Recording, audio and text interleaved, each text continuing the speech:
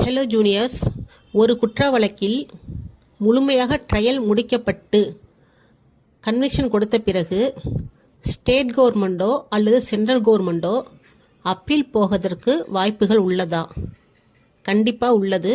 அதை பற்றி சொல்கிற செக்ஷன் பார்த்தீங்கன்னா 377 ஆஃப் சிஆர்பிசி. அதாவது இங்கே வந்து ஹைகோர்ட் வராது. ஹைகோர்ட்டு அல்லாத மற்ற கோர்ட்டுகளை வந்து ட்ரையல் நடத்தி, அதாவது அட்மிஷன் பண்ணாமல் ட்ரையல் முழுமையாக முடிக்கப்பட்டு கன்விக்ஷன் கொடுத்த பிறகு அந்த கன்விக்ஷனை உயர்த்தி கொடுக்க சொல்லி அப்பீலு ஸ்டேட் கவர்மெண்ட்டோ சென்ட்ரல் கவர்மெண்ட்டோ போவாங்க.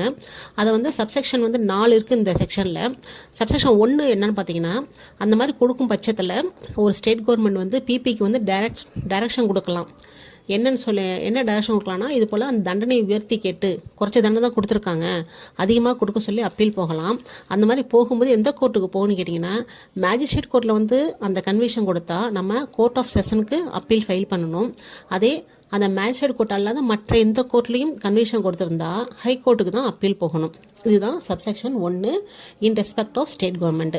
இதே சேம் தான் அதே சென்ட்ரல் கவர்மெண்ட்டுக்கு என்னன்னா, டெல்லி போலீஸ் ஆக்டு, அதே போல் சென்ட்ரல் ஆக்டுக்கு கீழே செயல்படுகின்ற அந்த ஏஜென்சி எல்லாமே அது சம்பந்தமான வழக்குகள் வந்து இதே போலயே கன்விக்ஷன் கொடுக்கும் பட்சத்தில் அதை உயர்த்தி தர சொல்லி அப்பீல் போகலாம் அந்த சென்ட்ரல் கவர்மெண்ட்டு.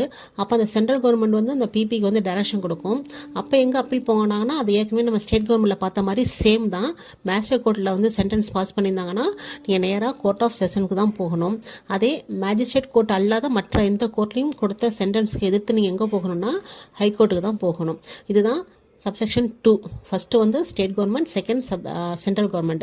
அடுத்து தேர்டை பார்த்தீங்கன்னா, ஒரு வேளை வந்து அந்த அப்பீல் போகிறாங்க இல்லையா, அந்த ஹைகோர்ட்டோ கோர்ட் ஆஃப் செஷனோ அவங்க வந்து அந்த தண்டனை உயர்த்தி தரும் பட்சத்தில் என்ன பண்ணணும்னா, கண்டிப்பாக அந்த அக்யூஸ்டுக்கு ரீசனபிள் ஆப்பர்ச்சுனிட்டி கொடுக்கணும். கொடுத்த பின்பு தான் அதை வந்து முடிவு பண்ணணும்னு சொல்லிட்டு சப்செக்ஷன் 3ல் சொல்லியிருக்காங்க.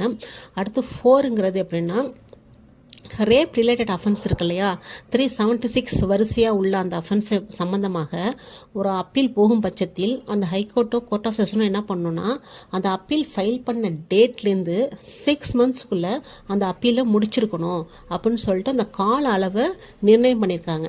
இதுதான் இந்த செக்ஷனில் சொல்லப்பட்ட விஷயங்கள். ஸோ அந்த நீங்கள் ஹெட்டிங்கை பொறுத்த வரைக்கும் அப்பீல் பை தி ஸ்டேட் கவர்மெண்ட்டுன்ற மட்டும் இல்லாமல் appeal by the state government and central government against சென்டென்ஸுங்கிறது கரெக்டாக இருக்கும். இதே நீங்கள் ரிலேட்டடாக பிஎன்எஸ்எஸில் பார்த்தீங்கன்னா 418 தான் இதை பற்றி சொல்லுது. இதில் சேம் கண்டென்ட் தான், எந்த ஒரு மாறுபாடும் இல்லை.